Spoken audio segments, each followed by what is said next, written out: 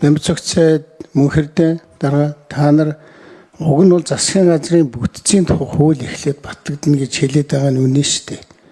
Тэр чинь нөгөө ямар сайдыг эрхлэх асуудлын хүрээнд ямар асуудлууд байх вэ гэдгээ бичнэ шүү дээ. Тэгэхээр чин зарим нэг сайд байхгүй болсон тохиолдолд тэрний эрхэлж байгаа асуудлын хүрээнд байгаа асуудлыг нөгөө тийшээ бичнэ. Тэгэхээр эн чинь хуучин бидний ойлгож байгаа ойлголтоор засгийн газрын бүтц болчиход байгаа байхгүй юу?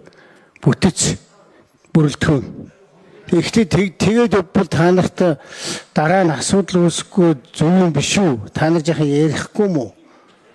Хамаалга ингээ хурааныг бол хураагаад явуулдаг. Би бол хурдан ажиллаа хийх гээд юм ярихгүй байгаа байхгүй юу? Тэгтээ сүүлдээ нэг юм жонгохоо хуулийн зөрчил үүсгээд тэгэл эргэж тойроо нэг ажил хийхгүй байх үедээ гэдэг би санал хэлж шүү. Хүн чинь байхгүй болчихоор тэр функц чинь өөр хүндээ шилждэг л байхгүй юу?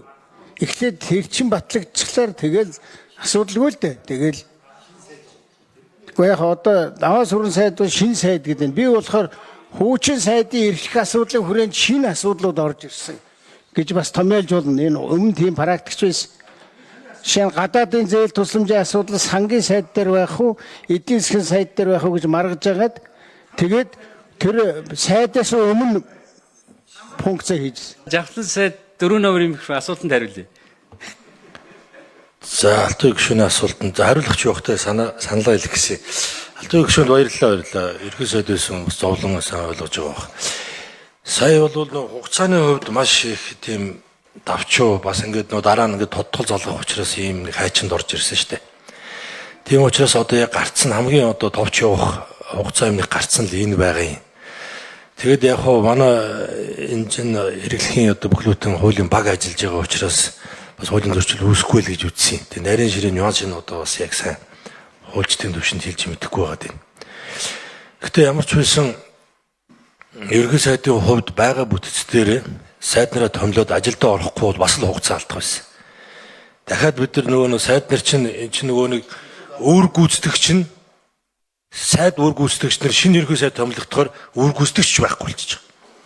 Тэгэхээр энэ чинь кабинет нь байхгүй болчихоор энэ дараагийн ажил руугаа орж болохгүй. Өнөөдрийн энэ одоо юмнуудаа өргөн барьж чадахгүй нэг ийм л юм руу бас явж орчих гээд байсан л ийм зовлон байгаа. Тийм учраас байгаа бүтцэн дээрээ сайд нараа томилж яваад ингээд ажлаа үргэлжлүүлээд ингээд одоо бүтцээ оруулж ирээд тэгээ бүтцийнхаа дагуу одоо тодтолоо оруулаад явах ийм л логиктой байгаа л зүйл юм аа тийм. Тэ Алтан гишүүний анхаар яг гэвэл ерхий сайд орцуулчихаар тэр засгийн газрын кабинет байх болчих жоох байхгүй юу? Тэрнээс биш тэрийг үргэлжлүүлнэ гэдэг ойлголт байхгүй байхгүй юу? Тэгэхээр дахиад шинэ засгийн газрын тэргүүн гарч ирэнгүүтээ кабинетээ бүрдүүлэх ёстой. Тэр бүрийнх нь байгаа. А тэгвэл энийг энэ ямар хинээ хариуцлахоо баталчиж хийх ёстой байсан байхгүй юу? За булган туяа за Бямцогт гишүүн нэмж тайлбарх юм уу? Сая засгийн газрын тухай хуульд Монгол улсын ерөнхий сайдын одоо эдлэх тийм үү эрх гэдэг юм уу те онцгой бүрэн эрх.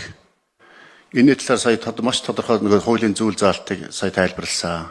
Үүний дагуу үндсэндээ засгийн газрын Монгол улсын ерөнхий сайд бол энэ засгийн газрын бүтц бүрэлдэхүүнийг батлуулах их хурлаар ямар хөө бүтцтэй ажиллах вэ, ямар бүрэлдэхүүнтэй байх вэ? За засгийн газрын гишүүнийг томилох асуудал бол өөрийнх нь онцгой бүрэн эрхээ. Энэ хүрээнд гишүүдийн асуудлыг хэлж оруулж ирсэн засгийн газрын гишүүнийхээ. Одоо араас нь одоо ингээд бүрэлдэхүүний асуудлыг оруулж ирж байгаа. За энэ жишг бод хуучин байсныг бол бас байсан.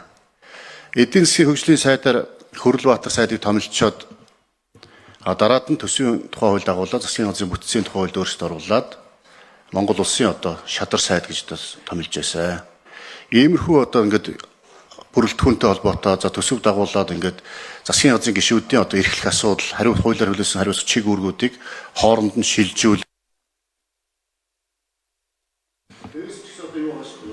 Хөрлбаатарын тэр ч гэсэндээ бас л зөрчилтэй ид байхгүй. Төсвийн тухай хуулийг дагалдуулж оруулж ирж хүний ажил үүргийг өөрчилсөн тийм нэг лөөр явсан.